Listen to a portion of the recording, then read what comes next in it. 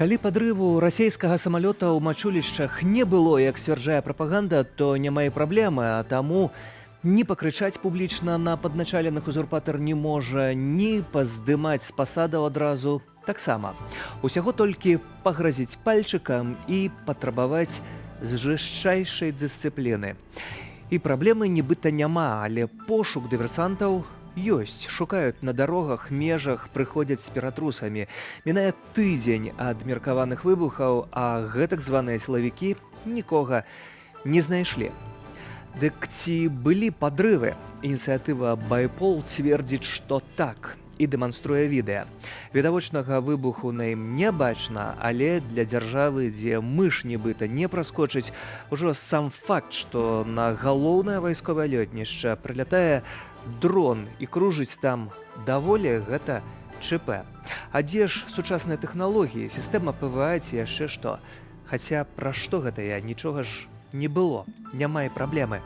Вітаю, гэта тыдзень з Сергеем Падсасонным, а ў нашым выданні мы сёння пакажам небяспека моладзевай субкультуры ЧВК «Рыдан», сходкі, патасоўкі, затрыманні, рух у розных краінах, таксама і ў Беларусі. Хто за гэтым стаіць і чым гэта пагражае?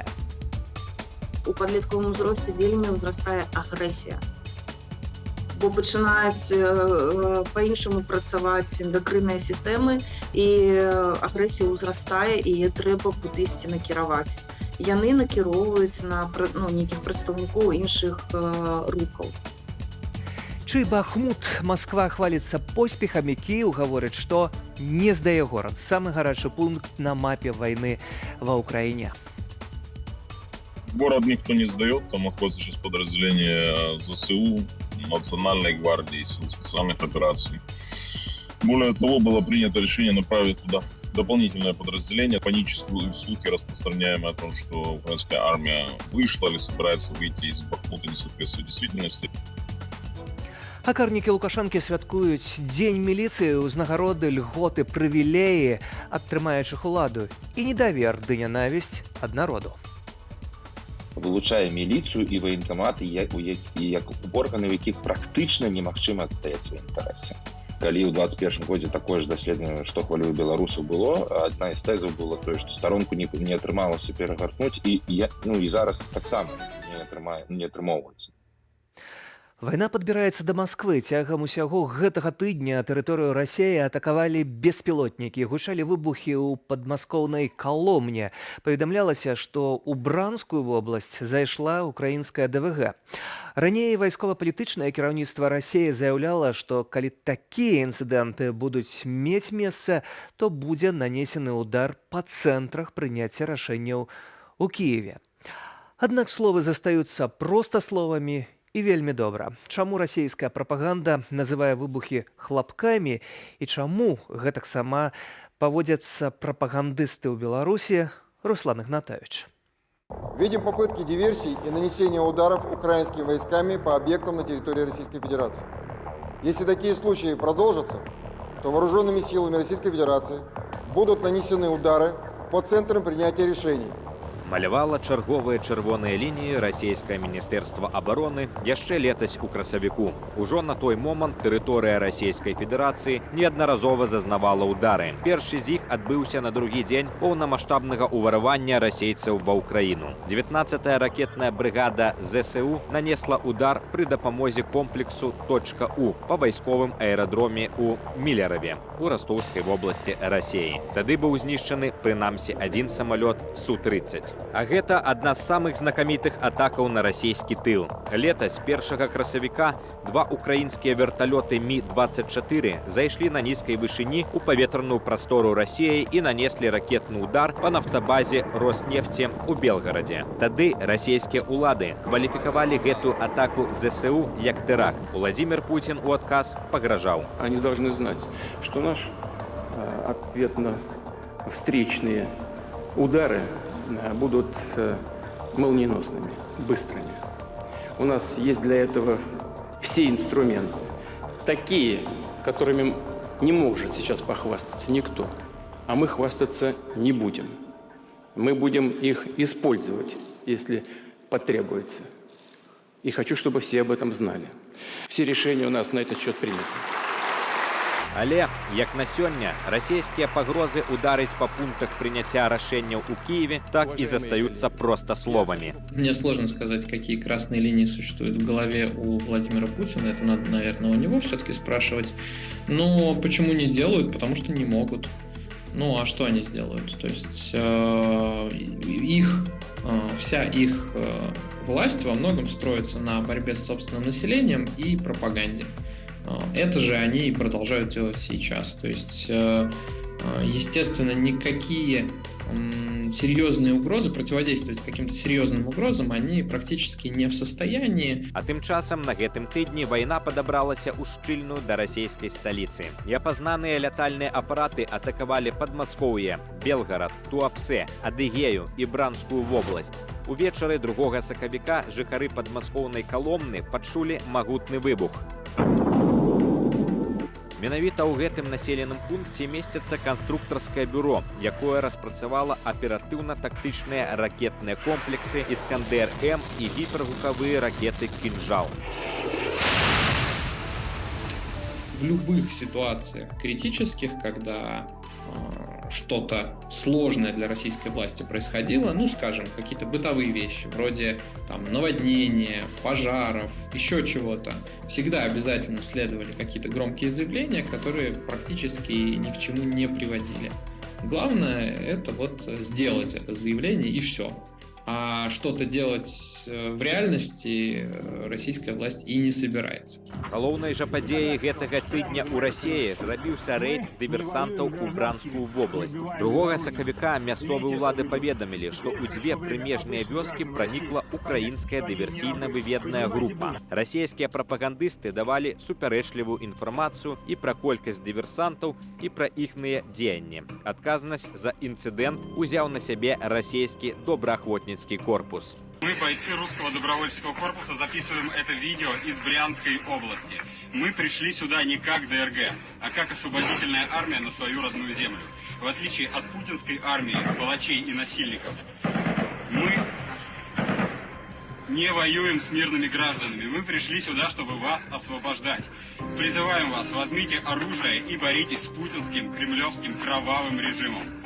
Уявіце, у любой іншай краіне свету невядомыя дыверсанты ўрываюцца ў населены пункт, страляюць, вешаюць свае сцягі. А што мясцовыя ўлады? Толькі кажуць, што сітуацыя пад кантролем. Пра абвяшчэнне нейкага надзвычайнага стану нават гаворкі не ішло. Замест гэтага показалі Владимира Путина. Сегодня совершили очередной террористический акт, очередное преступление. Проникли на приграничную территорию и открыли огонь по гражданским лицам. Видели, что это гражданская машина, видели, что там сидят гражданские лица и дети, Нива обыкновенные. Открыли огонь по ним. 3 сакавіка ФСБ Расіі апублікавала змантажаванае відэа нібыта расстралянага украінскімі дыверсантамі аўтамабіля з Бранскай вобласці. Карыстальнікі інтэрнэту звярнулі ўвагу, што на гэтым відэа паказаны аўтамабіль ВАЗ-2107, а Ніва, пра якую казаў Пуцін, знятая ў розных месцах і выглядае цалкам цэлай. Як не намагаецца рэжым Лукашэнкі рабіць выгляд, што не ўдзельнічае ў вайне, ігнараваць яе робіцца ўсё складаней. Тыдзень таму жыхары Мачулішчаў паведамілі пра выбух на вайсковым аэрадроме. Ініцыятыва былых сілавікоў Беларусі Байпол заявіла, што на вайсковым аэрадроме адбыліся 2 выбухі, у выніку якіх пашкоджаныя расійскі вайскова-транспартавы самалёт і снегаўборачная тэхніка. Пытанняў да гэтай дыверсіі з'явілася не менш, чымся да падзеяў на Браншчыне. Вы ж бачыце, што спачатку паведамленне было ад Байполу, што нешта там у Мачулішчах здарылася. Потым цераз некалькі гадзін, ага, там нешта здарылася з нейкім летаком. Цераз яшчэ пару гадзінаў, о, дык это ж былі партызаны. Ну і яшчэ цераз пару гадзін, дык это ж былі нашы партызаны з плану перамога, і тут же ж дайце грошаў. Потым у інтэрнэце з'явілася відэа, як звычайны грамадзянскі дрон падлятае да надзвычай каштоўнага выведнага самалёта А-50 і сядае яму на антэну. У пятніцу новае відэа. На ім бачна, як іншы беспілотнік падлятае да самалёта, пасля чаго сядае на адзін з абцякальнікаў у пярэдняй частцы фюзеляжу. Пасля пасадкі дрона відэа абрываецца. Таму няясна, ці гэта здарылася уласна праз выбух, ці з іншай прычыны. Як стала вядома журналістам выдання «Зеркало», А-50 цяпер у Таганрогу на рамонце. Вот этот инцидент, ён самому Лукашенко выгод. Пасля гэтага русакам можна было сказаць, што ну вот вы бачыце, ваша зброя тут не ў небяспецы, таму калі ласка забярыце яе куды-небудзь падалей, таму што ну вы бачыце, прылятае за гэта. То бок тут зацікаўленых бакоў насамрэч вельмі багата. Беларуская прапаганда паводзілася як расійская. Спачатку ігнаравання навінаў пра атаку, затым спробы паказаць, што самалёт не пашкоджаны. Дзяржаўныя медыі нават пісалі, што ён суправаджаў борт Александра Лукашэнкі. У адрозненне ад Расіі, па вайсковых аб'ектах на тэрыторыі Беларусі Украіна удараў не наносіць. І афіцыйны Менц і яго прапагандысты працягваюць жыць так, нібыта адразу за нашымі межамі ўжо год не ідзе вайна. Руслан Ігнатовіч, Белсад. Вяртаемся да беларускіх справаў. Коардынацыйная рада, структура, што мае стаць своеасаблівым парламентам у выгнанні. Нарэшце прыняла статут, паводле якога мае дзеяць. Але пакуль што да дзейнасці чарговай апазіцыйнай структуры болей пытанняў, чымся адказаў. Падрабязней пагаворым ужо праз хвіліну. Пра рэформу коардынацыйнай рады было абвешчана яшчэ перад стварэннем пераходнага кабінету летась у жніўні. Там на сёння 114 дэлегатаў. Большую частку дэлегавалі ад усемагчымых дэмакратычных структураў і грамадзянскай супольнасці. Некаторыя дэпутаты прайшлі выбарчую працэдуру. У нашай студыі двое сябраў коардынацыйнай рады Арсём Брухан і Ян Рудзік прызнаваліся, што ўяўленні не маюць аб тым, якім чынам адбываліся тыя выбары. Хто выходзіць, вось мы не ведаем, мы вот зараз я таксама не ведаю, я гэтым пытаннем задаваўся яшчэ да гэтага. Ну то бок пытанне, хто выбіраў. Я разумею, вось нават чалавек, якога вылучыла арганізацыя, ён туды ўвайшоў у коардынацыйнай радзе, зараз ён з'яўляецца чальцом коардынацыйнай рады і не ведае, як ён быў абраны. Ну то бок у тваім выпадку лягчэй. Мы ведаем, што прагаласавалі тыя, каго ўжо выбралі, але хто выбраў, ну я бачу, што вы не зусім абодва ведаеце, як гэта адбылося. Да гэтага стала вядома пра сур'ёзныя супярэчнасці ў самой радзе. Павел Латушка з Ольгай Кавальковай горача дэбатавалі ў нашай праграме аб тым, ці працяг санкцыйнага ціску на рэжым Лукашэнкі мае сэнс. Тож Беларуськалі. Ён губляе. І губляють ті люди, які працюють. Ну, одразу популізм. Я хочу сказати, що без віз – це популізм, бо фактично це нереально. Я скажу, нереально. Сьогодні нереально, коли міграційна війна, коли Лукашенко вкидає нелегальних мігрантів. У выніку на мінулым тыдні намеснік кіраўніка аб'яднанага пераходнага кабінету абвесціў пра свой сыход з коардынацыйнай рады. Як заявіў тады Павел Латушка, статут, который мае быць прыняты, не дазволіць яму быць сябрам рады. Таксама ён абвінаваціў некаторых сябраў структуры не толькі ў негатовасці лабіяваць санкцыйны ціск на рэжым, але і ў жаданні весці перамовы з Лукашэнкам. Рада мае пачаць дзеяць, ёсць статут, а ў студыі сябра ўжо новай коардынацыйнай рады, адноўленай коардынацыйнай рады Юрась Губарэвіч. Вітаю. Добрый вечер. Спадарю, Юрась, вы ведаеце, як вас абралі ў гэтую раду, бо бачна было з гэтага матэрыялу, што не ўсе ведаюць. Ну, як нового складу, так і старого складу. Таму на гэтым этапе я не праходзіў праз працэдуру выбараў, хаця было ўнутранае рашэнне для тых чальцоў коардынацыйнай рады, якія там прысутнічалі ад пачатку з 2020 года, што па жаданні яны могуць падоўжыць свае паўнамоцтвы. Насамрэч, коардынацыйная рада перажывала пэўны ўнутраны крызіс. Тут можна казаць не столькі пра ўнутраныя прычыны, але і пра знешнія, бо велізарная частка нашых сяброў працягвала знаходзіцца ў Беларусі, і сітуацыя ў КС была падобна да сітуацыі ў легальна зарэгістраваных палітычных партый, якія па сённяшні дзень Беларусі, бо яны не могуць быць актыўныя. Цяпер крызіс скончыўся, і рада можа пачаць працаваць. Рада можа пачаць працаваць, і фактычна яна магла пачаць працаваць з першага дня. Гэта праца заключаецца не толькі ў працэдуры прыняцця статута, але і ў вылучэнні нейкіх прапаноў па дзейнасці. Пры гэтым ад моманту, калі былі абвешчаныя гэтыя рэформы, змены, прайшло фактычна 7 месяцаў, дзеянняў пакуль няма, і да нас далучаецца яшчэ адзін сябра новай адноўленай коардынацыйнай рады Андрэй Курэйчык. Вітаю. Вітаю вас. Спадару Андрей, як вы бачыце сутнасць каардынацыйнай рады, што яна мае рабіць і чым уласна мае быць? Ну, идея была в том, что это будет площадка, где соберутся все основные политические и гражданские силы. То есть здесь не так важно, там все эти процедуры избрания, все равно это очень условно. Давайте будем честны, пока организовать какие-либо выборы невозможно в Беларуси. То есть все, кто хотел туда войти, туда вошли. И я надеюсь, что это представительство будет расширяться. Ну, Павел Латушка хацеў, але мусіў выйсці, бо вы хіба былі супраць, каб ён там быў? Нет, я как раз адвокатировал идею, что все представители кабинета должны быть в Координационном совете. Я был против изгнания Павла Латушка и считаю это первой и крупнейшей политической ошибкой обновленного состава Координационного совета. Вся идея этого совета, чтобы там были представлены все, кто хочет этого. Хочет там быть Латушка, он там должен быть. Хочет там быть Цепкало, он должен там быть. Хочет там быть Возняк, ради бога. Вообще не должно быть никаких ограничений на эту тему. Но заигрались немножко в бюрократию. Я скажу так мягко. Чаму так атрымалася, спадару Ірась, гэтая бюракратыя? Ну, тут можа не зусім бюракратыя, тут можа быць нейкія схаваныя канфлікты інтарэсаў, бо насамрэч я падтрымліваю гэту тэзу, это велізарная памылка, бо ад пачатку дэкларавалася, што Коордынацыйная рада это якраз такі пляцоўка для ўсіх.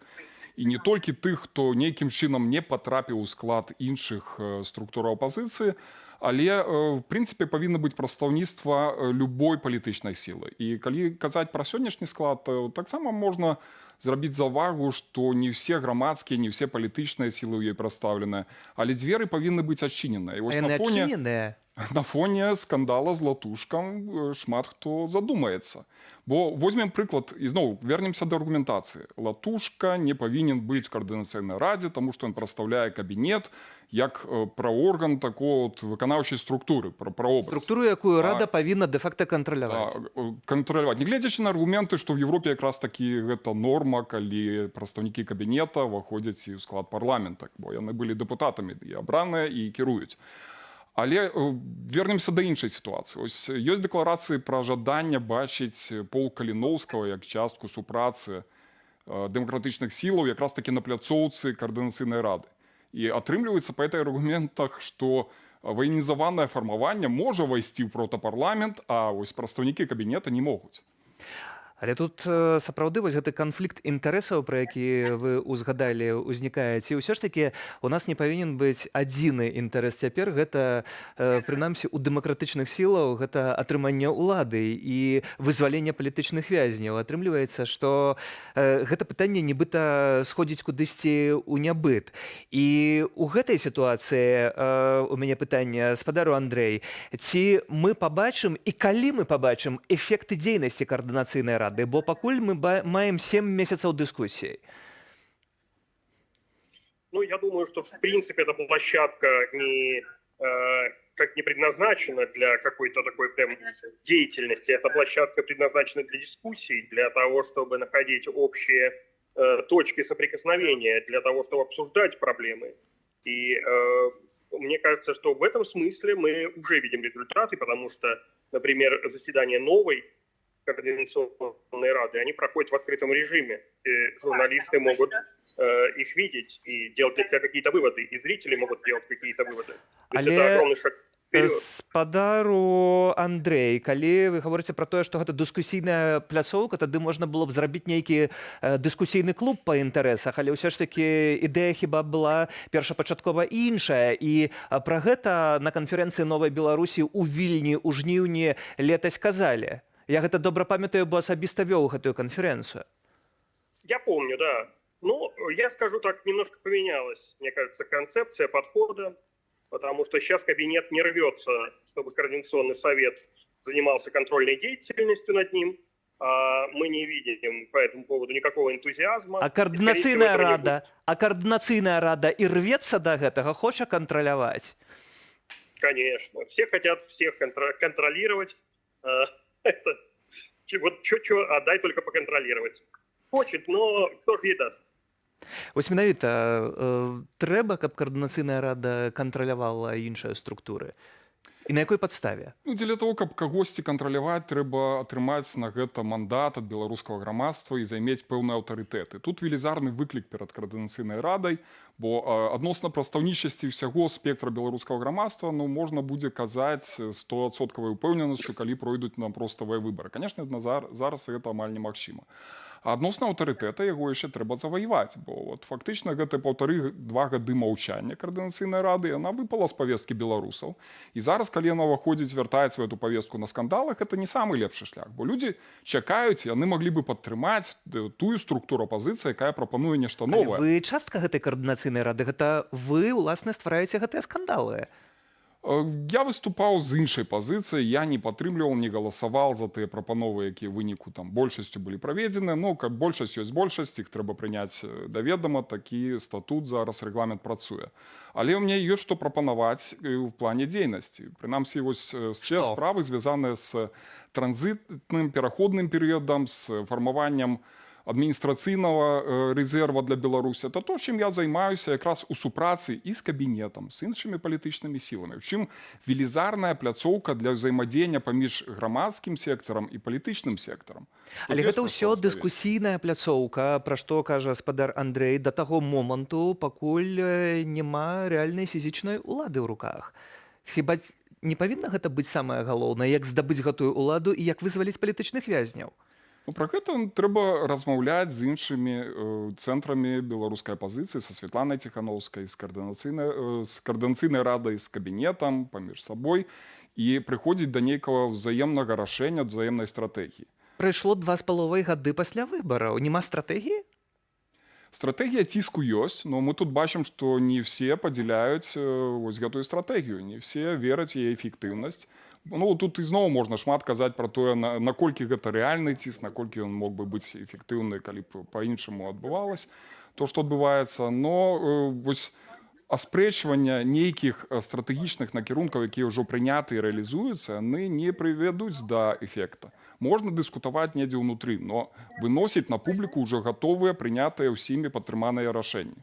Пры гэтым таксама выцек да нас дакумент з каардынацыйнай рады, у якім гаворка ішла пра тое, што па сутнасці абмяркоўваліся крокі, як перахапіць уладу ў апазіцыйным поле.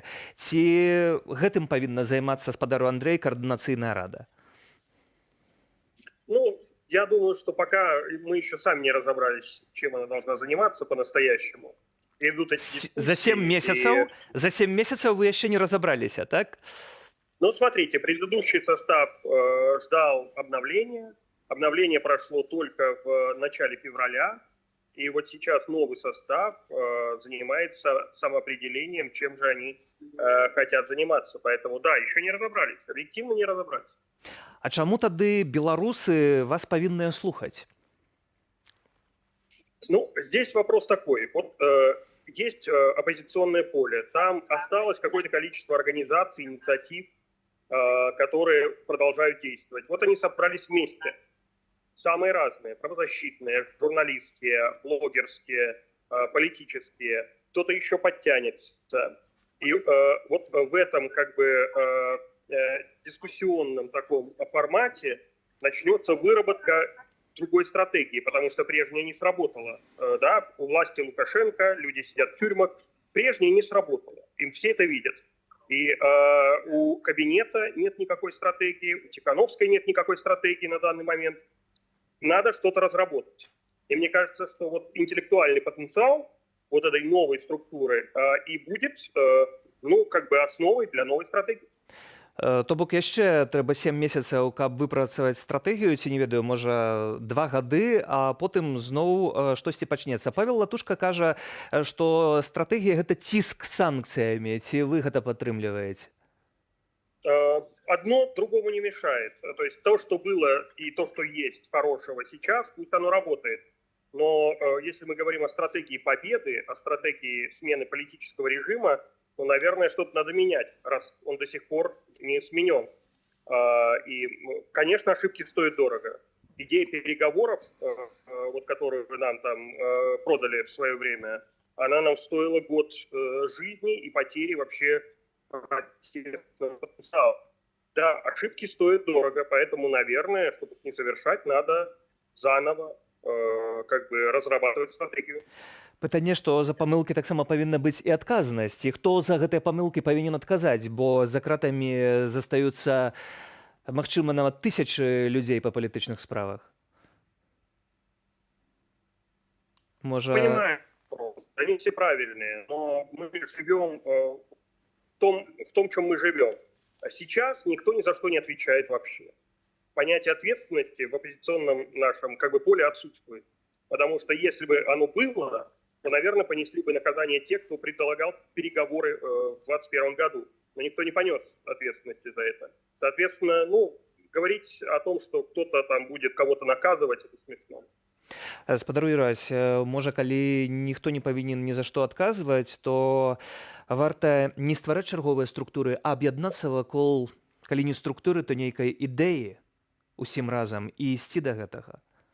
Ну, каб аб'яднацца вакол ідэі, трэба ее выпрацаваць. І якраз такі вось стварэнне каардынацыйнай рады ў тым выглядзе, якім яно задумвалася, оно мусіла спрыяць выпрацоўцы падобных ідэяў. Каб пытанне каардынацыйнае, каардынацыя. Кожны прыходзіць са сваімі ідэямі, абмяркоўвае, разам нешта выпрацоўваем. Калі гэта атрымаецца, я думаю, будзе крок наперад. Выпрацаваць ідэю, вы кажаце тады, калі Лукашенко пры ўладзе амаль 30 гадоў? І вы ж не той палітык, які прыйшлі учора ў каардынацыйную раду. Ну, пытанне, а хто павінен за гэта несці адказнасць. І зноў-такі вернемся да падзеяў 2020 года. Шмат людзей пасля білі сябе ў грудзі і казалі, вось толькі зараз мы празрэлі, толькі зараз зразумелі, што ў нас адбываецца ў краіне, і мы так позна прыйшлі, так позна уліліся ў гэты агульны рух. Яшчэ калі б это зрабілі ў 90-х ці пачатку 2000-х, даўно бы Лукашэнкі не было. Пры гэтым падзелы, якія мы назіраем на дэмакратычным поле, яны на руку па сутнасці перад усім рэжыму. Як спыніць гэтыя падзелы? Ці тут няма такой мэты, каб гэта спыняць, а службы працуюць, як кажа Зянон Пазняк? Можа быць, з аднаго боку працуюць і службы, бо ім за гэта плоцяць грошы. З іншага боку, няма чакання хуткай перамогі. На жаль, это таксама асаблівасці псіхалогіі чалавека, калі людзі могуць мабілізавацца, калі яны бачаць мэту, якая дастаткова блізкая, яна наперадзе. Ось падобная мабілізацыя адбывалася ў 2020-2021 годзе. Зараз гэта трошкі далей. Можа быць, калі б не падзеі в Украіне, калі б не пачатак гэтай вайны, мы бы былі ў значна горшай сітуацыі. Ўсё ж такі развязанне гэтай вайны стварае шанс, у тым ліку і для Беларусі. Спадар Андрэй, вы таксама спадзяецесь цяпер на Украіну і на фінал гэтай вайны?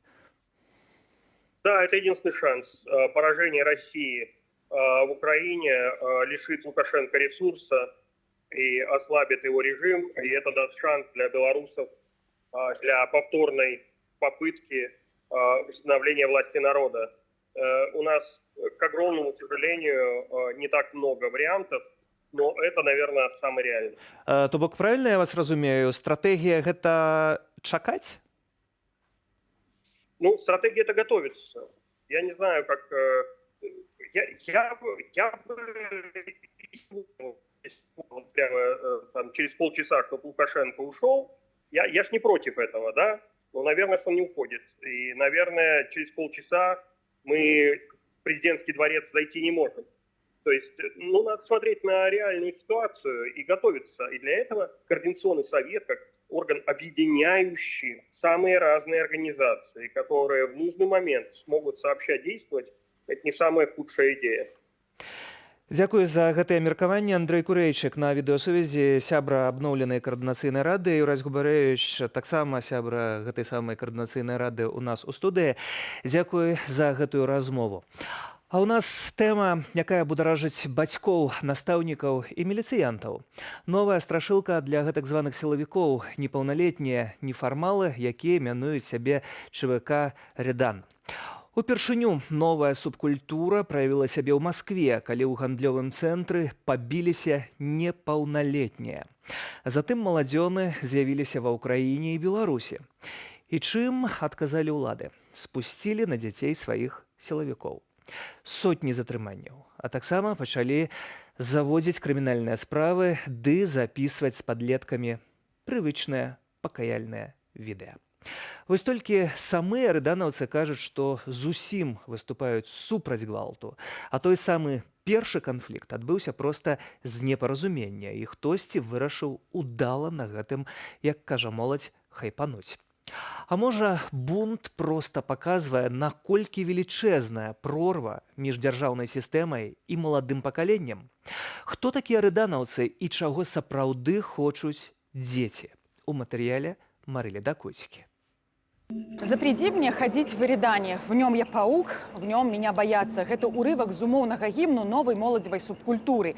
Яе прыхільнікі ў большасці сваёй непаўнагадовыя падлеткі з доўгімі валасамі і ў чорнай вопратцы найчасцей з выяваю павука на спіне. Выглядаюць досыць бяскрыўдна, хоць і называюць сябе ЧВК «Эридан». Хоць да прыватных вайсковых кампаніяў, такіх як Вагнер, дачынення не маюць. Вось толькі падзеі апошняга тыдня, звязаныя з рыданаўцамі, выклікаюць страх у грамадстве. Маладзёнаў нефармальнага выгляду зазвычай можна пабачыць на фудкортах у гандлёвых цэнтрах. І здавалася б, добра, што спусцелыя пасля сыходу замежных фірмаў павільёны у некага выклікаюць цікавасць. Аднак на масавыя зборы школьнікаў беларуская міліцыя адказала масавымі затрыманнямі. Вот, вы еще ОМОНовцы, тачку, всех садят. Першае адбылося ў Гомлі. У рукі сілавікоў трапілі ажно 200 чалавек, 183 з іх непаўнагадовыя. По призывам, опубликованным в социальных сетях и мессенджерах, у торгово-развлекательного центра «Секрет» собрались сторонники так называемого ЧВК «Эридан». У наступныя дні маладзёнаў хапалі ў Берасці, Менску, вядома як мінімум пра аднаго затрыманага ў горадні ды Магілёве, а таксама ў Слонімі і Воршы. Паводле губазікаўскай традыцыі сілавікі пачалі выкладаць гэтак званыя пакаяльныя відэа з затрыманымі. Являясь тикток-блогером, повелась на тренд и снимала видео на тему ЧВК «Эридан», о чем очень-очень сожалею. Прошу не вестись на их провокацию, так как многие люди уже реально пострадали. Не совершайте противоправных действий и не продвигайте данную субкультуру на территории Республики Беларусь. Хочу призвать остальных, кто состоит в данном чате, покинуть этот чат, так как за это есть административная и уголовная ответственность. І каб словы не разыходзіліся са справаю, на ўздагон затрыманнем у Гомлі следчы камітэт распачаў крымінальную справу па факце арганізацыі дзеянняў, што груба парушаюць грамадскі парадак. В настоящее время проводятся следственные действия и оперативно-розыскные мероприятия, направленные на установление организаторов массового сбора. На падлеткаў, што асмеліліся самаарганізавацца, дзяржава кінула адпрацаваныя падчас пратэсту 20-го года механізмы. Гэтак у тэлеграме пачалі з'яўляцца тэматычныя каналы, дзе ўдзельнікаў правакуюць на рэакцыі ды каментары. А БРСМ падключыў сваіх актывістаў да патрулявання разам з сілавікамі гандлёвых залаў, ды для распаўсюду ва установах адукацыі і грамадскіх месцах улётак «Стоп ЧВК «Эридан». И ребят, и молодых людей, у которых недостаточно места для того, чтобы вымостить свою энергию, свой адреналин, привлечь к проектам БРСМ, молодежная охрана правопорядка. Это то направление, где вы можете получить спарринг, опыт и навыки работы в нестандартных условиях, обеспечить свою самозащиту, самооборону. В то же время можем съездить на Хатынь, потрудиться, тем самым вы можете реализовать себя через позитивные и конструктивные движения. Асобныя інфармацыйныя сустрэчы для настаўнікаў, дзяцей ды іхных бацькоў правялі ў розных паселішчах Беларусі. Пра адказнасць за ўдзел у несанкцыянаваных мерапрыемствах, а гэтак у нашай краіне могуць кваліфікаваць нават выхад у краму, апавядалі сілавікі ды ідэолагі. Школа павінна быць пляцоўкай, дзе людзі могуць сустракацца па інтарэсах, дзе для іх цёпла, утульна, прывабна, дзе яны могуць бавіць час разам і дзе няма прымусу. Але наша школа зараз не адпавядае гэтым крытэрыям, на жаль. Триггерам дзеля такіх рашучых дзеянняў сталі падзеі ў Расіі. У сярэдзіне лютага ў маскоўскім гандлёвым цэнтры «Авіапарк» адбылася патасоўка паміж падлеткамі. Тады на здарэнне быццам бы мала хто звярнуў увагу. Аднак неўзабаве інтэрнэт аблятае відэа новага інцыдэнту. На ім бачна, як непаўнагадовыя налятаюць адзін на аднаго, валяць на падлогу, збіваюць нагамі. Они друг друга борются просто из-за как-то реала там, обитания, условно говоря. Они могут тусоваться в одном торговом центре и просто друг другу не нравятся, потому что они немножко по-другому выглядят, немножко по-другому говорят, немного другая система координат. и они мешают просто друг другу тусоваться. Акурат з таго часу расійскія медыа пачалі пісаць пра з'яўленне новай субкультуры, якая называе сябе ЧВК «Редан». Назва відавочна натхнёная навінамі з вайны ва ўкраіне, аб'ядноўвае аматараў японскай мультыплікацыі анімэ. Калі крыху бліжэй разгледзець атрыбутыку і назву, мне падаецца, мы зразумеем, падліткі рабілі гэта дзеля насмешкі з дарослых. Самая назва «Редан» сапраўды адпавядае адной з самых небяспечных і моцных групоўак у свеце анімэ «Гантер Гантер», культавай, досыць папулярнай. Поўная яе назва «Ганеі Рёдан», у перакладзе з японскай «Прывідная трупа».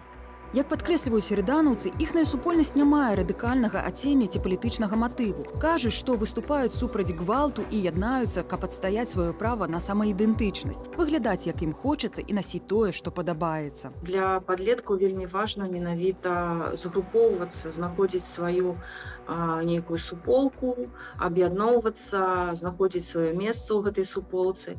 І таму вось менавіта падлеткі так любяць быць разам і вось у такіх розных рухах прымаць удзел. Імідж субкультуры сапсаваў не столькі маскоўскі канфлікт, як жаданне ўзняць шуміху з дапамогай вірусных ролікаў са здзекамі ды збіццём падлеткамі адзін аднаго. Акурат гэта можна патлумачыць з'яўленне вялікай колькасці каналаў, дзе публікуюцца відэа сутыкненняў ды допісы, якія падбухторваюць да фізічнай помсты так званым офнікам, калі футбольным фанатам. Чаму менавіта гэты кантэнт выклікае найбольшы водгук сярод маладзёнаў?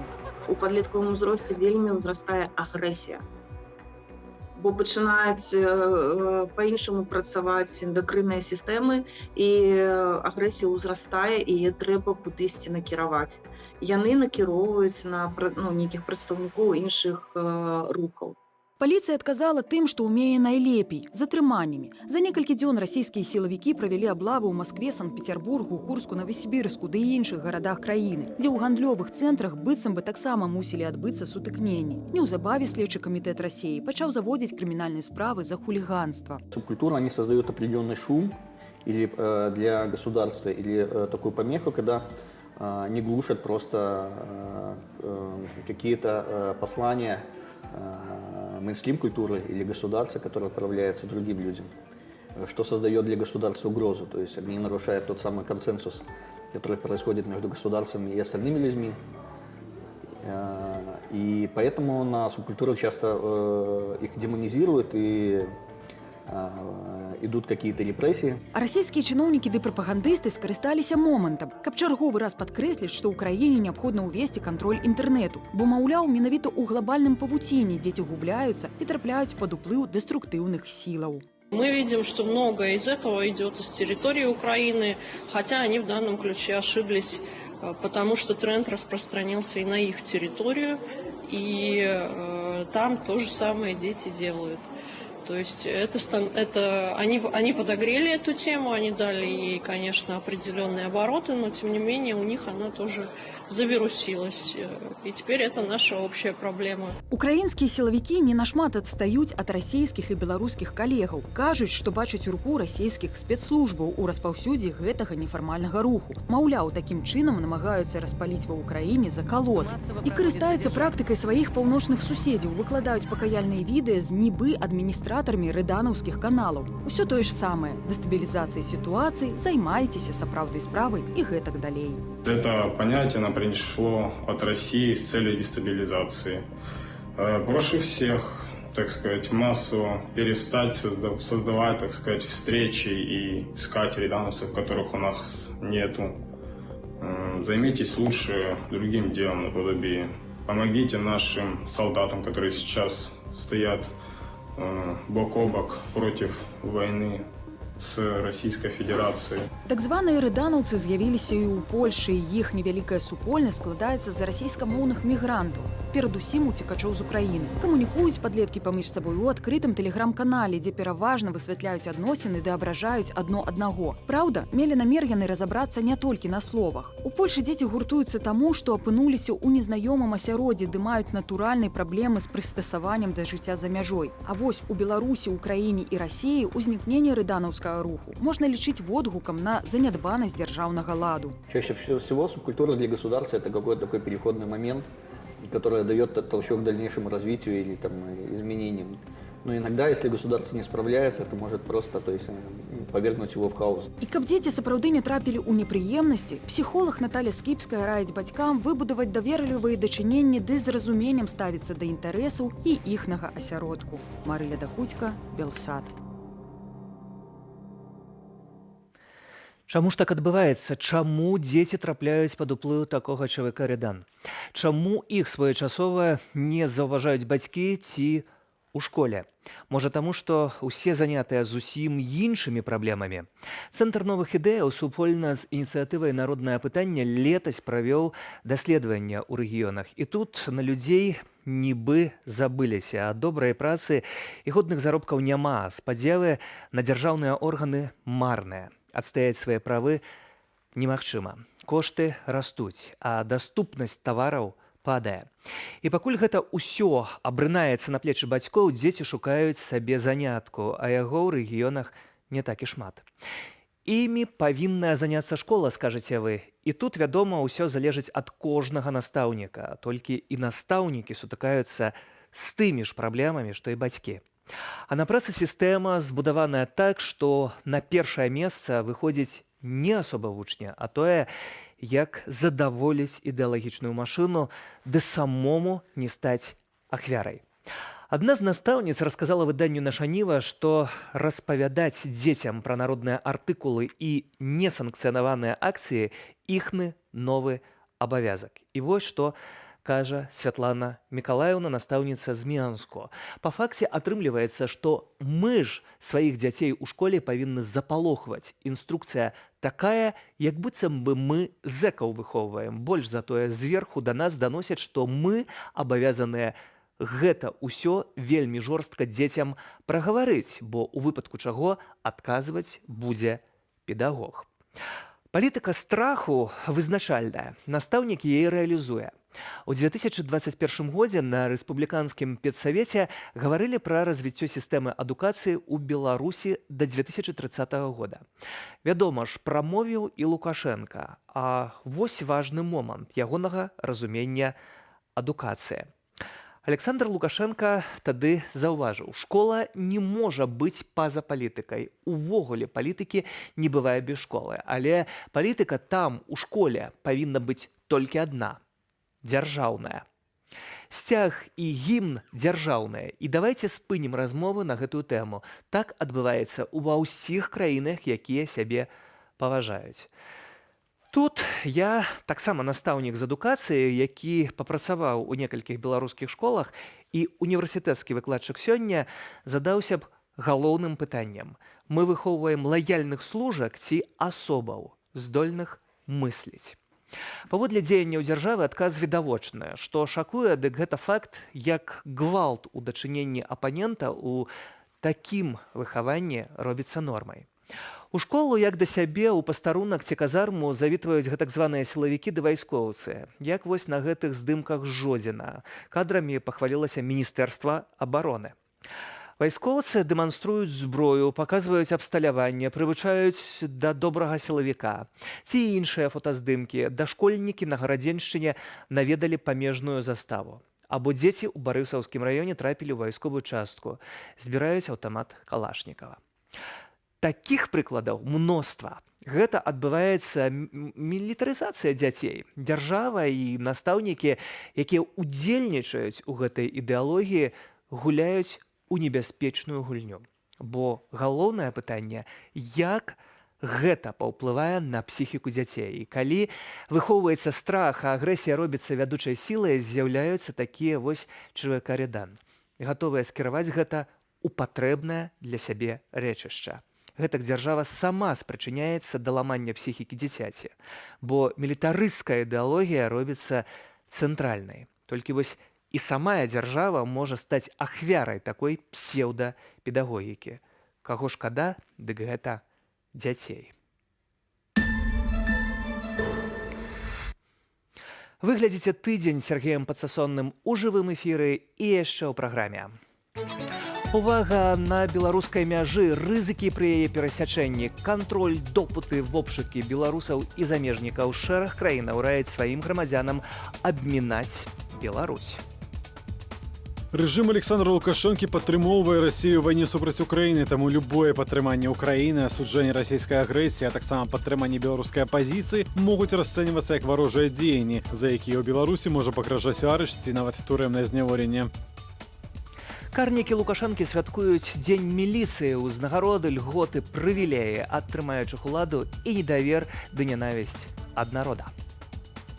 Вылучае міліцыю і ваенкаматы як органы, у якіх практычна немагчыма адстаяць свае інтарэсы. Калі ў 21 годзе такое ж даследаванне, што хвалюе беларусаў, было, адна з тэзаў была тое, што старонку не атрымалася перагартнуць, і зараз таксама не атрымоўваецца. Трывожныя сігналы на гэтым тыдні камітэт дзяржаўнай бяспекі актывізаваў сваю дзейнасць на памежных пераходах. Людзі ў штатскім дапытваюць як беларусаў, гэтак і замежнікаў. Прычым апошніх намагаюцца нават завербаваць. Літва ўжо звярнулася да сваіх грамадзянаў з заклікам устрымацца ад паездак у Беларусь. Дисциплина и выполнение своих обязанностей, особенно на границе. Я, когда говорю о границе, это не значит, что это подразделение ЛАПО и все. Это милиция, это КГБ, это военные. На беларуска-літоўскай мяжы цяпер спраўджваюць не толькі пашпарты і багаж, а яшчэ думку замежнікаў, перадусім наконт вайны Расіі супраць Украіны. Такія пытанні выкарыстоўваюцца для вербавання грамадзянаў Літвы і ўцягвання іх у варожую дзяржаве дзейнасць. Апошнім часам людзей, якія пагадзіліся супрацоўнічаць з варожую выведкаю, вербавалі на тэрыторыі Беларусі або Расіі. Грамадзяне Літвы, а таксама Латвіі могуць ездзіць у Беларусь без візы з красавіка мінулага года, а жыхары Польшчы з ліпеня. У снежні Лукашенко працягнуў бязвіз для суседзяў да канца года. За гэты час, паводле падлікаў беларускіх памежнікаў, з бязвізавага рэжыму скарысталіся амаль 450 тысячаў чалавек. Литовцами, латышами и поляками, специалистами, которые хотят у нас жить и работать, мы их с удовольствием примем. Але спачатку грамадзяне суседніх краінаў мусяць паказаць на мяжы свае гаджеты. Вернуць іх хутчэй за ўсё са скампраметаванымі сістэмамі бяспекі, папярэджвае дэпартамент дзяржаўнай бяспекі Літвы. Рэжым Александра Лукашэнкі падтрымоўвае Расію ў вайне супраць Украіны, таму любое падтрыманне Украіны, асуджэнне расійскай агрэсіі, а таксама падтрыманне беларускай апазіцыі могуць расцэньвацца як варожыя дзеянні, за якія ў Беларусі можа пагражаць арышт ці нават турэмнае зняволенне. Або асаблівы від вычварэнства – удзел у прапагандысцкіх видео. Я с удовольствием хотел бы остаться в Беларуси. Я считаю, что я могу больше даже вам пользу принести, скажем так. У сувязі з гэткаю сітуацыяй літоўскі дэпартамент раіць сваім грамадзянам быць асцярожнымі ды пры магчымасці пазбягаць падарожжаў у Беларусь і Расію. Што датычыць выезду з Беларусі, то паводле праваабаронцаў тут таксама не абыходзіцца без допытаў людзьмі ў цывільным. Дапытваюць незалежна ад узросту і полу. Таксама правяраюць гаджеты. Супрацоўнікаў цікавяць мэты паездкі ў еўразвяз. Ці былі в Украине, за кого голосовали на выборах и гэтак далей. Узмоцненыя допыты пры выездзе з краіны імаверна, звязаныя з падрывом расійскага вайсковага самалёта А-50 на аэрадроме ў Мачулішчах. І гэтую тэму спадарства абмяркуем з Эмануэлем Зінгерсам. Кіраўнік літоўскай дэлегацыі ў парламенскай асамблеі Рады Еўропы ўжо цяпер выходзіць з намі на відэосувязь. Здравствуйте. Приветствую вас, всем жителям свободной Беларуси и свободной Европы. Скажите, какими должны быть действия литовских служб или, может быть, общеевропейских структур, если речь идет о вербовке граждан Литвы, то есть граждан Евросоюза, по сути? Но мы находимся как будто в зоне 60-х годов Западного Берлина. В Литве от Вильнюса 35 километров граница с Беларусью. И, несомненно, мы понимаем, что коварный режим пытается нейтрализировать действия белорусской оппозиции и в Литве, и в Польше, и в Европейском Союзе, и заполучить информацию. Но, как вы видите, имея и госпожу Тихановскую, и большую часть сподвижников господина Беляцкого, которого осудили несколько дней назад еще на ужасные сроки, и других и господина Статкевича, и других ваших абсолютных героев у нас в Вильнюсе и у вас в Варшаве. Мы все делаем, чтобы не проникли вражеские спецслужбы и на них и ихние щупальцы бы не достигли белорусских свободомыслящих людей и в Вильнюсе, и в Варшаве. И, конечно, литовские граждане должны хорошо знать, что, находясь на территории Белоруссии, и которым заманивает как будто безвизовый режим, они находятся под сталинским таким присмотром белорусских, это означает и русских спецслужб, потому что это все находится в одном здании на проспекте Ленина в Минске, эти спецслужбы. И мы, конечно, большое число наших работников, наших спецслужб просматривает все эти потоки и к нам приезжающих белорусов, и, конечно, особенно литовских граждан Европейского Союза. Ну, находимся во время холодной войны в самом лучшем смысле, в смысле Украины и горячей войны, и наши враги хотят достичь своих целей, но они достигают, наоборот, того, что у нас чувствуется большой ренессанс в Европейском Союзе и в НАТО. Нас объединило, конечно, сопротивление украинского народа, и мы понимаем, что июль 2020 года может повториться уже на более высоком уровне в Минске и в Белоруссии, и у нас гигантские надежды на свободомыслящий белорусский народ, и мы думаем, что они слышат голос оппозиции, и спецслужбы со своими десятками схем, белорусские спецслужбы КГБ на территории Литвы будут нейтрализованы, вы в этом можете быть абсолютно уверены. Вы вспомнили холодную войну и 60-е годы Западного Берлина, и это тот момент, когда там стояла стена. Может быть, также официальный Вильнюс должен реагировать более жестко, как мы видим, например, в Варшаве, закрытие границы, или о закрытии границы не должно идти речь? Хороший вопрос. Я думаю, что вы ставите правильный вопрос, имея в виду замыслы против нас и интересы Европейского Союза и интересы НАТО. Конечно, наши граждане, которые, может быть, приезжают купить валидол или другие вещи, которые стоят у вас гораздо меньше, нежели в Вильнюсе, или в Каунасе, или в Клайпеде, или в Варшаве. Но вот это все надо будет пересмотреть. Сессия наступает 11 марта, День независимости Литвы. Вы как раз говорите мне несколько дней перед этим днем, в котором я, как вы знаете, принимал участие и в Литовском Союзе. Тогда мы все были вместе, имея в виду ваше национальное движение в Минске. И мы надеялись, что вы пойдете тем же самым путем.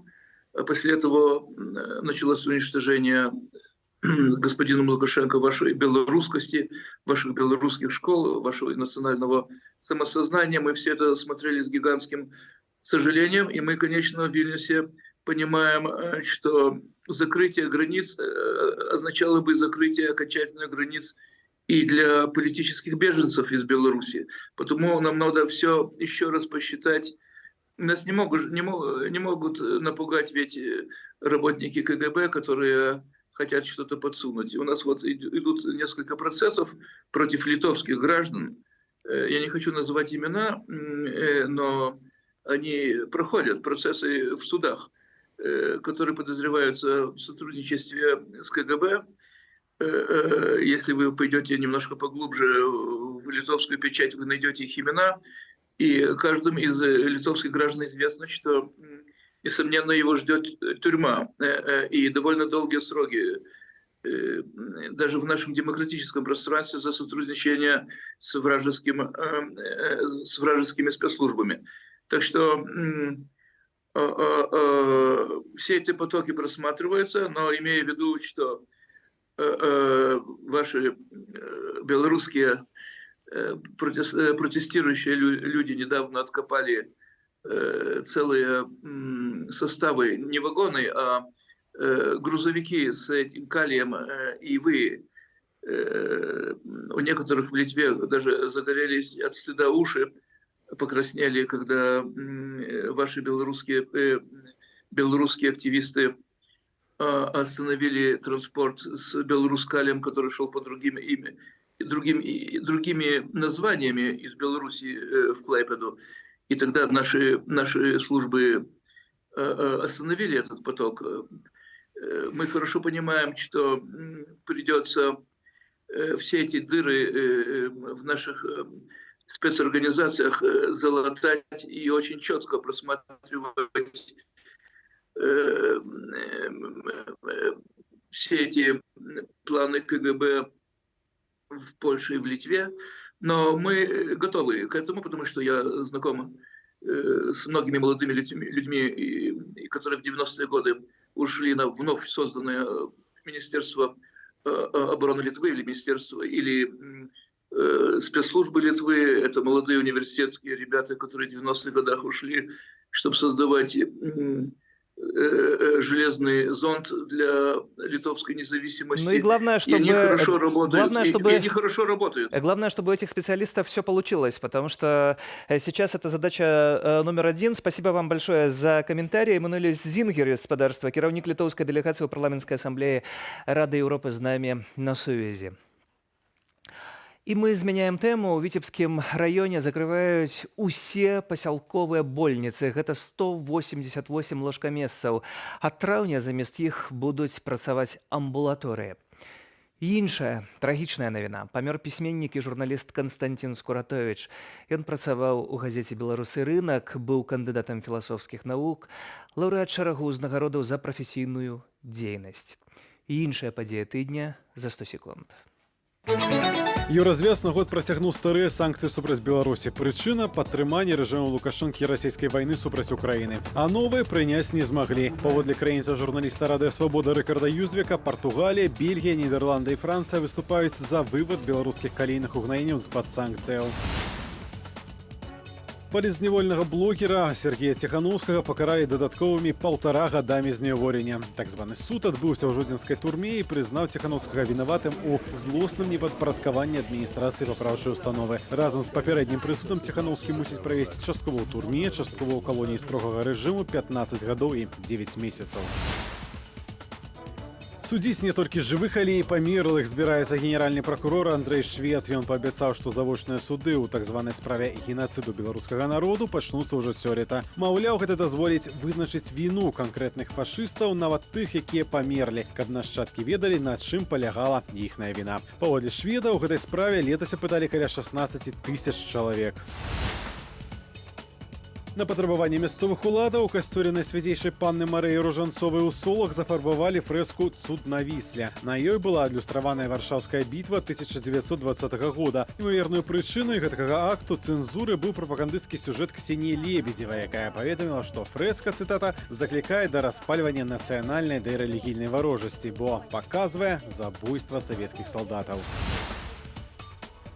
У небе над Беларусю заўважылі палярнае ззянне. Лепш за ўсё яго было бачна ў горадні. Фота незвычайнай з'явы здолеў зрабіць Леанід Шчаглоў. Таксама палярнае ззянне было бачна ў Еўропе. Геамагнітная бура, якая цяпер адбываецца на зямлі, дапамагла назіраць за ззяннем неўзброеным вокам. Добрае вяселле, цяпер будзе пахмелле. Пасля прафесійнага свята Дня міліцыі, які паводле савецкай традыцыі адзначаюць 4 сакавіка, народным свята не назавеш, як і дзейнасць Міністэрства ўнутраных справаў у апошнія гады. Калі б яны лавілі злачынцаў гэтак жа зацята, як апазіцыянераў, а апошніх пакінулі ў спакоі, былі б ім і віншаванне ад насельніцтва, і шчырая падзяка. Пакуль жа ад народу у гэтак званых сілавікоў і вайскоўцаў толькі мільёны бюджэтных грошай і дзеці, якіх яны спрабуюць вербаваць у патрыётаў Лукашэнкі наўпрост у школе. Пра апетыты вартаўнікоў і карнікаў рэжыму Юлія Цяльпок.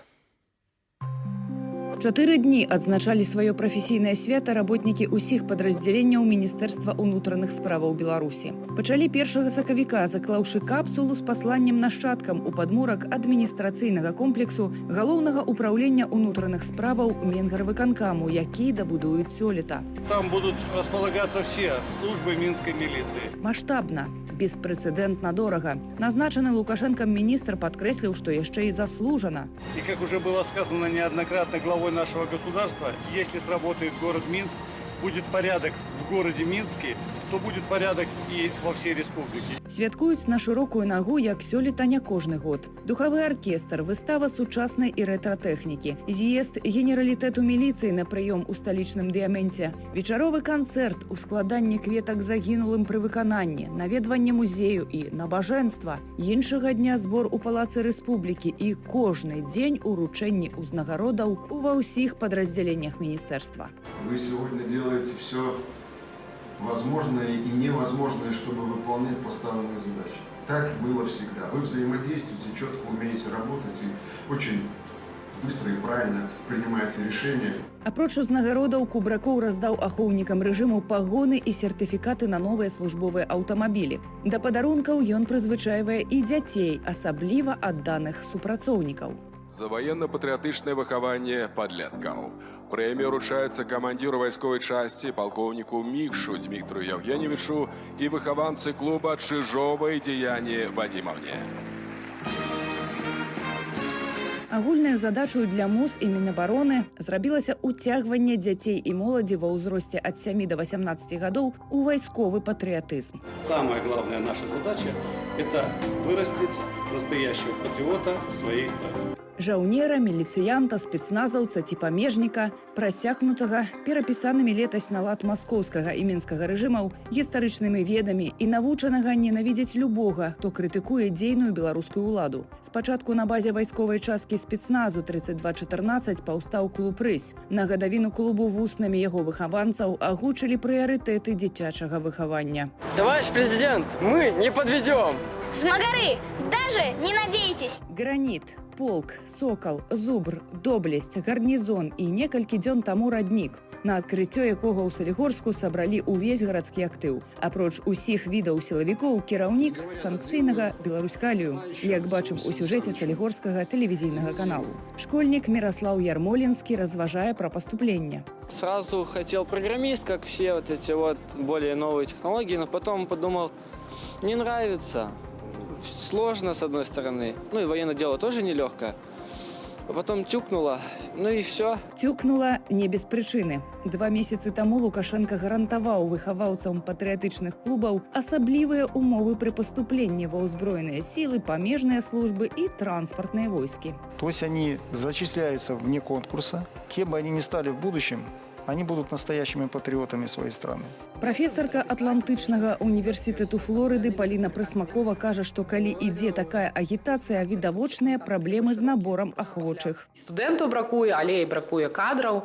І, натуральна, яны спрабуюць нейкім штучным спосабам туды працягнуць. Выкладчыкам, які засталіся, заніжаць планкі, каб гэтых усіх хаця б нейкім чынам прапусціць праз сістэму, выдаць ім дыпломы. Некалі прэстыжныя акадэміі робіцца дзвярыма магчымасцяў для ахвочых без асаблівых высілкаў прысмактацца да бюджэтнай жылы. Выдаткі на нацыянальную абарону Беларусі сёлета выраслі больш як на палову, на $1 мільярд. Выдаткі на сілавыя структуры і суды прыбавілі 900 мільёнаў рублёў, што на траціну больш у параўнанні з мінулым годам. Перапампоўванне сродкаў з бюджэту на абслугоўванне палітычнай лаяльнасці і вайну адметная рыса таксама расійскай дзяржавы. Хоць вайсковыя выдаткі там найбольш выраслі летась, а сёлета бюджэт так званых праваахоўнікаў вырас у 1,5 разу. Для параўнання, краіны НАТО і тое з-за Пуціна на 13% павялічылі вайсковы бюджэт, а змены ў бюджэтах на праваахоўныя органы ў краінаў захаду засталіся хутчэй касметычныя. Апетыты ж пуцінскага ды лукашэнкаўскага рэжымаў на траціну большыя, чымся сацыяльныя.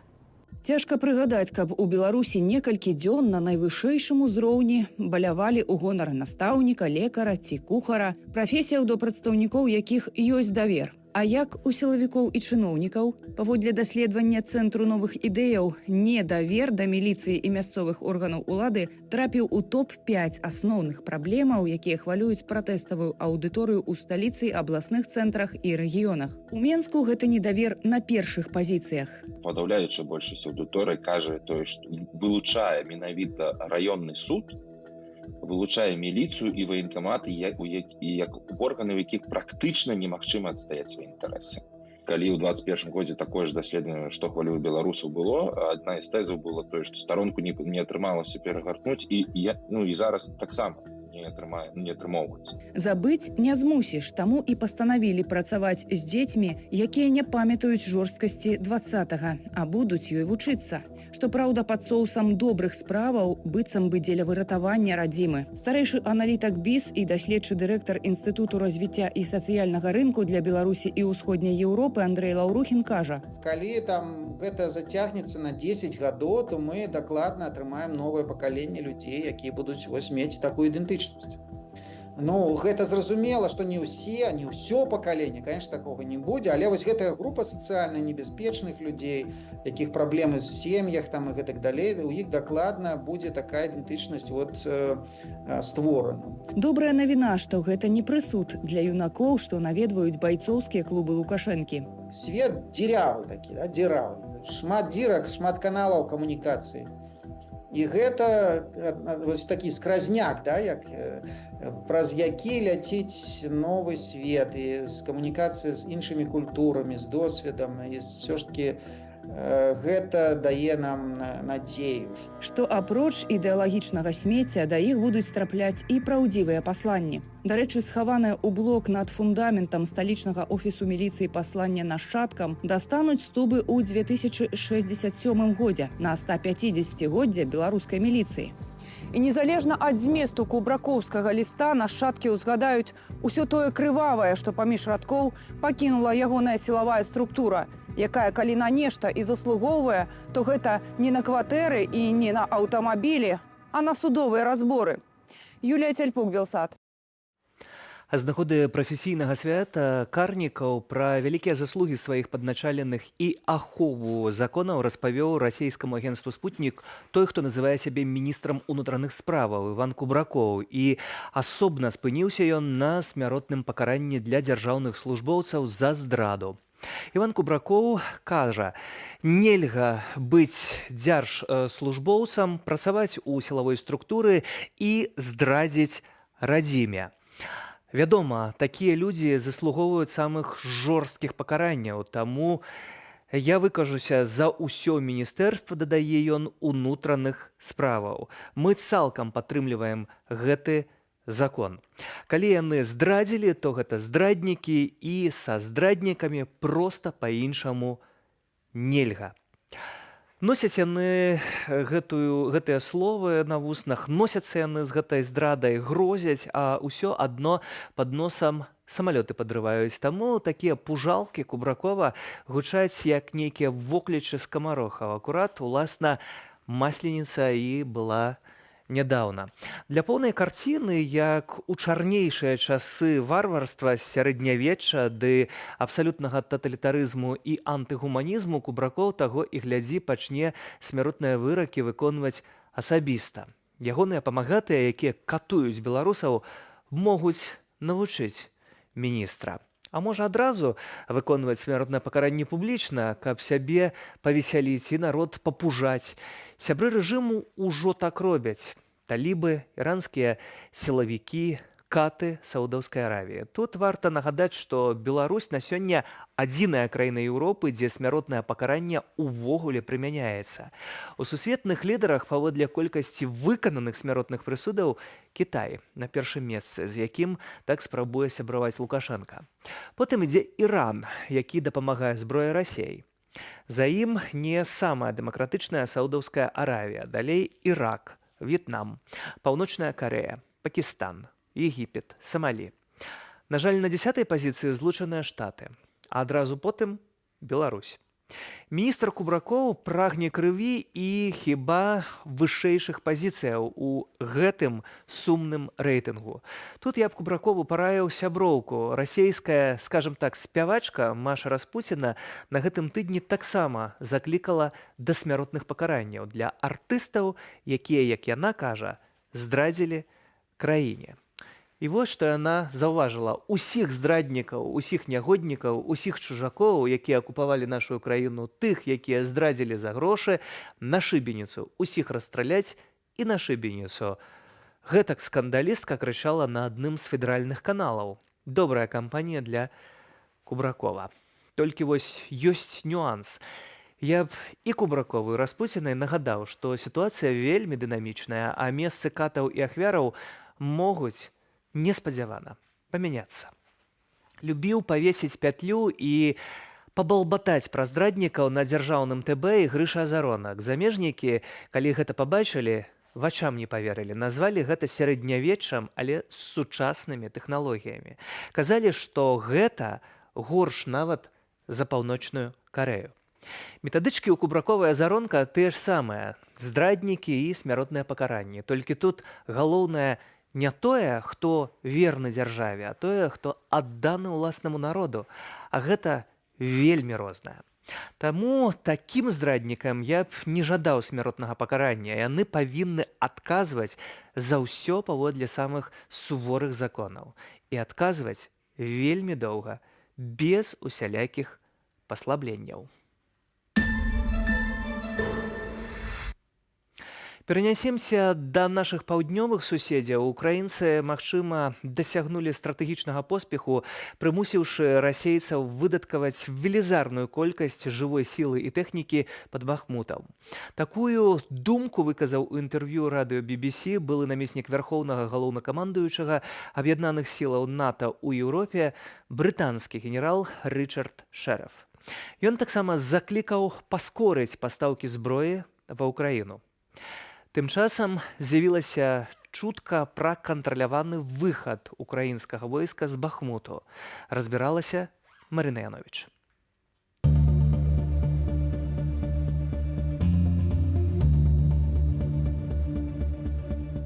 Ну тут пока спокійно.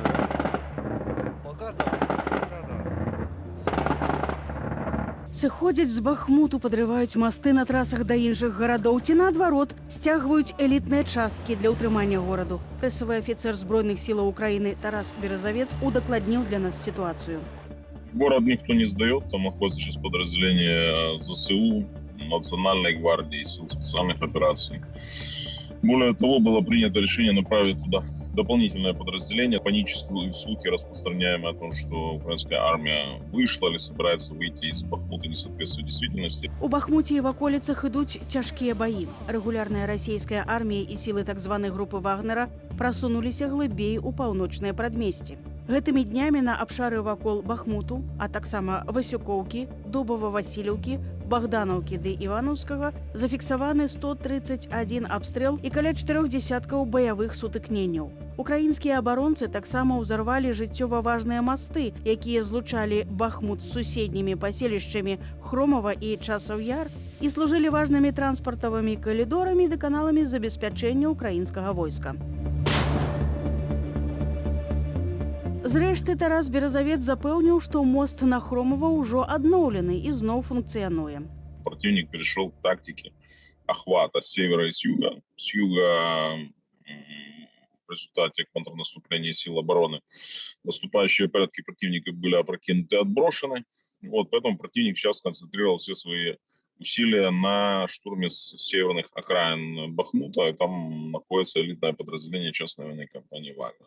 Бахмут – не самый вялікі райцэнтр на Данеччыне. Расейцы беспаспяхова намагаюцца ўзяць яго з леташняга траўня. Цяпер гэта быў бы першы гучны ваенны поспех Крамля з мінулага лета. Сакратар Рады нацыянальнай бяспекі і абароны Украіны Алексей Данілаў раней казаў, што суадносіны стратаў з украінскага і расейскага бакоў складаюць адпаведна 1:7. Тарас Березовец мяркуе, што 1:5. А дакладных ці нават афіцыйных лічбаў стратаў не гучыць ні ад аднаго з бакоў. Бахмутский гарнизон завязан на Часовьярский гарнизон, на превышение Этот тандем хорошо удерживается. Россияне пытаются как минимум хотя бы бахмутский гарнизон обойти, отрезать определенные нити снабжения, но это им не получается. На гэтым тыдні з Бахмуту выйшлі мотапяхотныя падраздзяленні, і цяпер абараняць яго будуць сілы спецыяльных аперацыяў ЗСУ у гарадскіх забудовах. Рэжым пераведзены з працы мотапяхоты у рэжым сілаў спецаперацыі, патлумачыў палкоўнік Світан. Оптимальный вариант сейчас помочь именно в Бахмут – это определенное количество стрелкового и артиллерийского вооружения. То есть там нужна арта, там нужно определенное количество боеприпасов, плюс, конечно, авиация. Адміністрацыя ЗША тым часам абвясціла аб новым пакеце дапамогі ўкраіне на $400 мільёнаў. Гэта будуць боепрыпасы для хаймарсаў, артылерыйскія снарады розных калібраў, бранявыя мостаўкладчыкі ды выбуховае абсталяванне.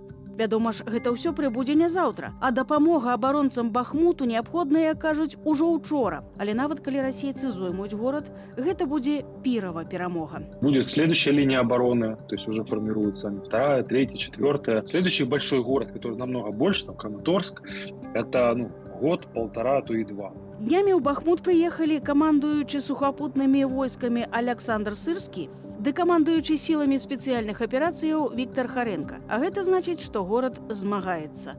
Проста мяняе стратэгію. Марина Янович, Белсат.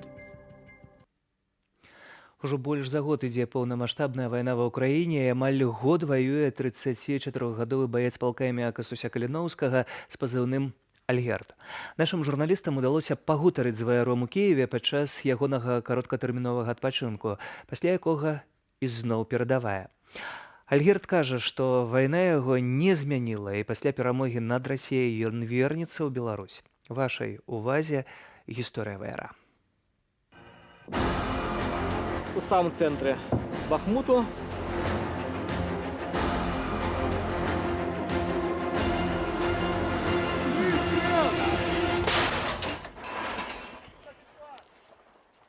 меня зовут Олег Овчинников, мой позывной Альгерд. Я в Украине с 2014 года. На данный момент я являюсь минометчиком полка Калиновского. Мы зараз находимся в центре Киева, как раз на Михайловской площади. Михайловская площадь – это такая знаковая площадь и для истории Украины. Тут есть Михайловский собор, знаменитый Михайловский собор.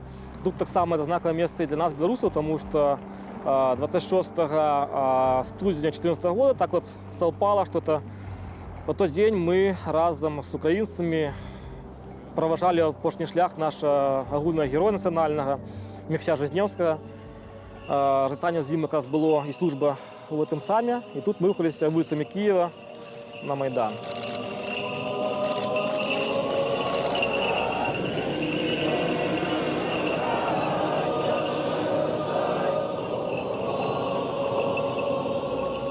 До повномасштабної війни, яка почалася 24 лютого, я був, напевно, так сказати, звичайним білоруським активістом в Україні.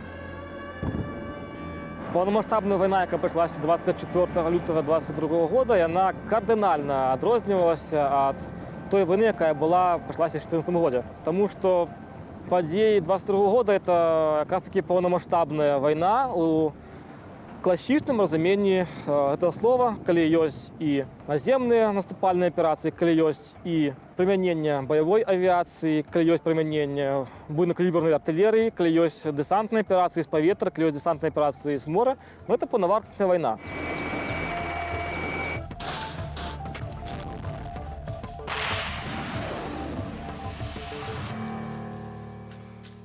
Долучився я особисто до этой борьбы.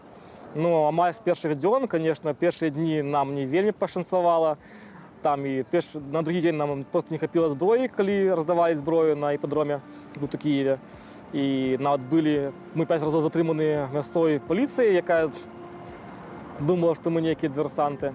Ну, але ў выніку мы пабачылі відэо, якое запісваў Ян Мельнікаў, які зараз з'яўляецца кіраўніком батальёна ВОТ полка Каліновского, і мы вирішили, що треба якраз таки рухатися всім разом. І ми поїхали на базу Азова, де туди формувалася територіальна оборона при Азові, і там якраз формувалася наша білоруська рота, І з тих самих пор, можна сказати, з самих перших днів ми всі разом зараз воюємо. Ми розуміли, що зараз наш головний ворог, як Білорусі, так і України, це російський імперіалізм, який підпорядкував зараз під курс, підпорядкував під себе зараз Білорусь і зараз спробує знищити Україну. Ми розуміємо, що коли буде знищена Україна, то Білорусі буде вельми тяжко. І тому ми долучилися до змагання українців з російською навалою. 18 лютого ми зараз з вами знаходимося у самому центрі Бахмуту. Місто тримається, місто змагається, місто не здається. На мою думку, якраз такий переломний момент, який зараз вже відбувається, якраз відбувається зараз якраз під Бахмутом. Це, на мою думку, це переломна битва, яка стане реально переломним моментом у всій війні. Тому зараз і росіяни спробують захопити Бахмут, тому і зараз ми спробуємо його відбити від росіян. Це буде та битва, де будуть перемолоті основні наступальні частини російської армії, і після чого почнеться наступ військ ЗСУ у бок окупованих територій. Тільки ті білоруси, які мають військовий досвід, вони зараз у стані визволити Білорусь від диктатури.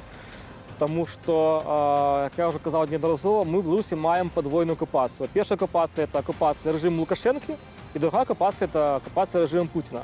Але перемога може бути тільки при одній умові, коли буде знищений російський імперіалізм, а разом з ним режим Путіна. Тоді буде і перемога Білорусі. Тоді у нас будуть всі можливості для визволення Білорусі. Я білорус, у мене білоруське громадянство, я своє життя пов'язую тільки з Білорусі. Выстрел!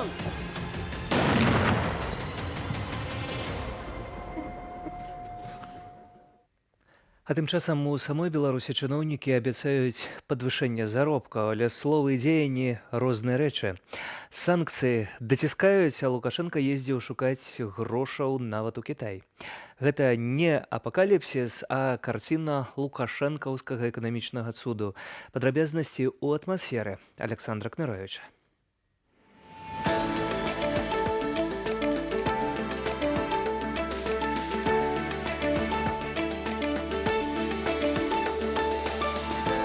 Добрый день, шановные глядачи. З вами Александр Кнырович и «Атмосфера».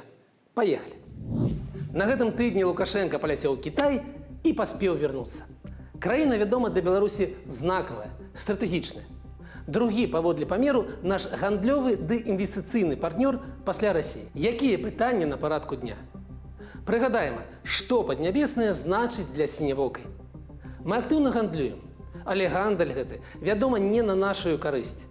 Адмоўнае сальда некалькі гадоў вымяраецца ў мільярдах долараў, за 2021 год мінус 3 мільярды 200 мільёнаў долараў.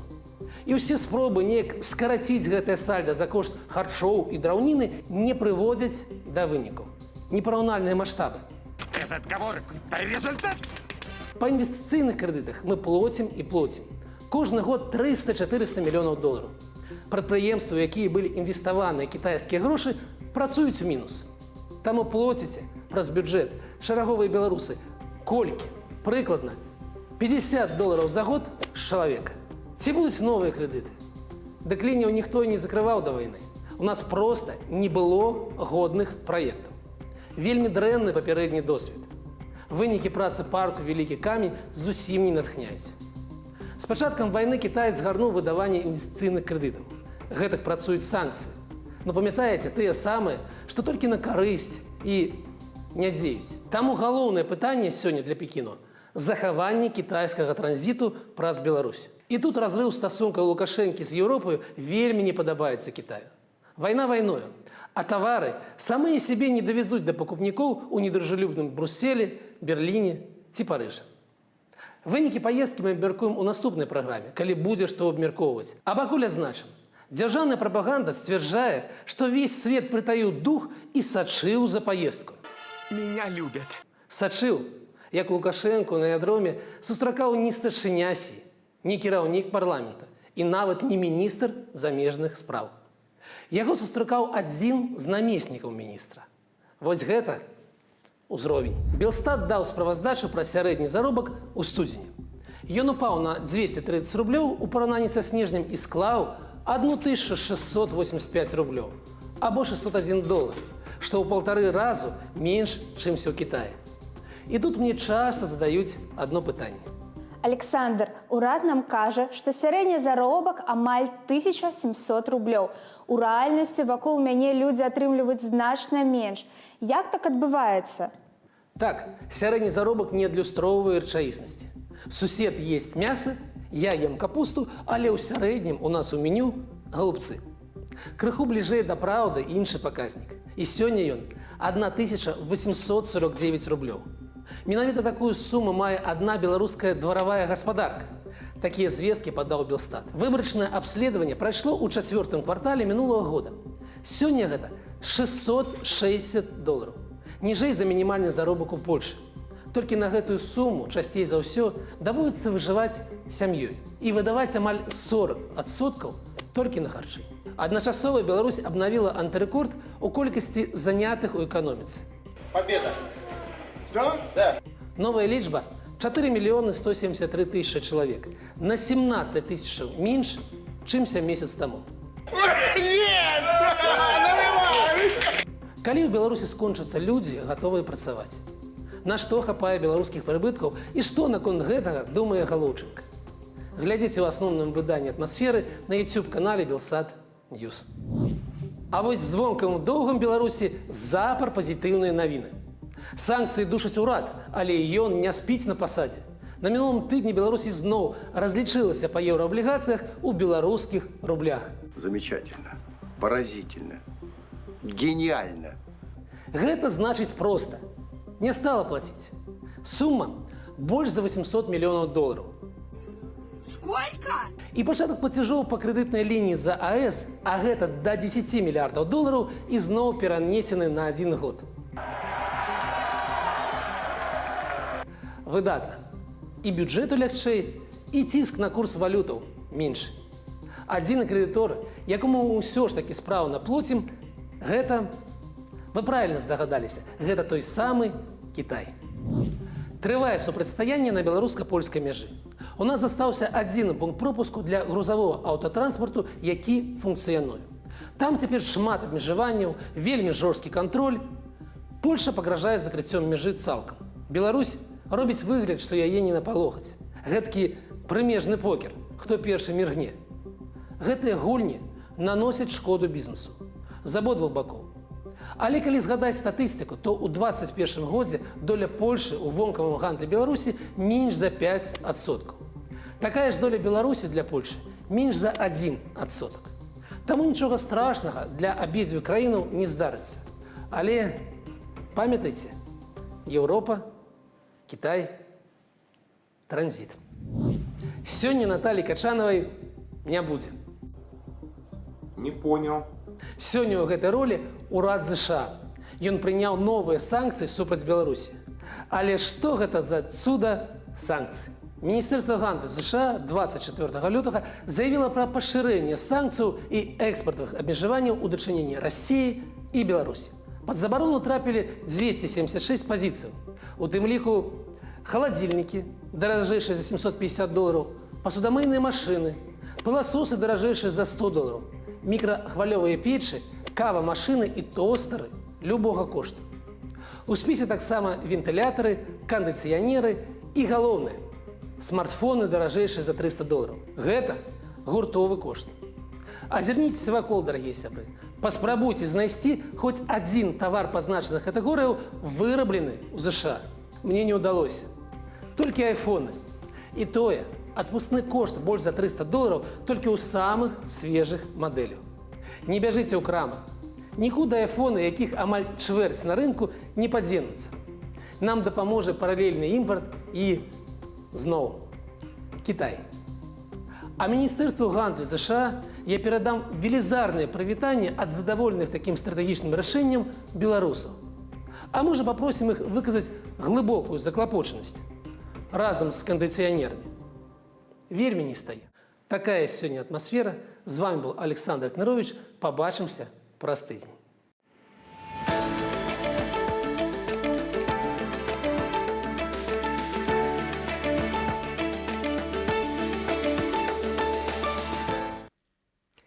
Яшчэ адна тэма, якую не магу і не хачу абмінуць.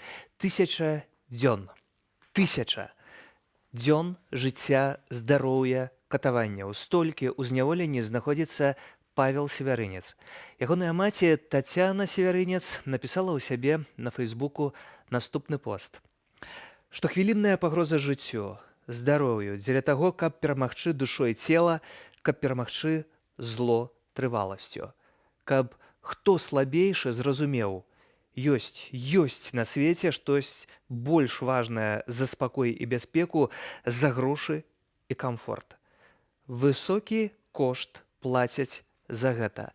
Сыне, кланяюся табе, ганаруся табой і чакаю праз бяссонныя ночы, штодзённыя лісты, крываточачае сэрца, мой сынок, добраславенняў. Кажа спадарыня Тацяна. Кланяюся Паўлу і я, усе мы, кожнаму палітвязню, бо гэта высокі іх кошт, але за нашу свабоду. 1000 дзён, як жудасны напамін тым, хто на волі. На мінулым тыдні рысу ў 1000 дзён за кратамі перакрочылі таксама Сяргей Ціханаўскі і Мікола Статкевіч. І гэта галоўнае, пра што мусім не толькі казаць, але і крычаць паўсюль. Такі быў гэты тыдзень. Сергей Пацасонны. Да сустрэчы ў эфіры.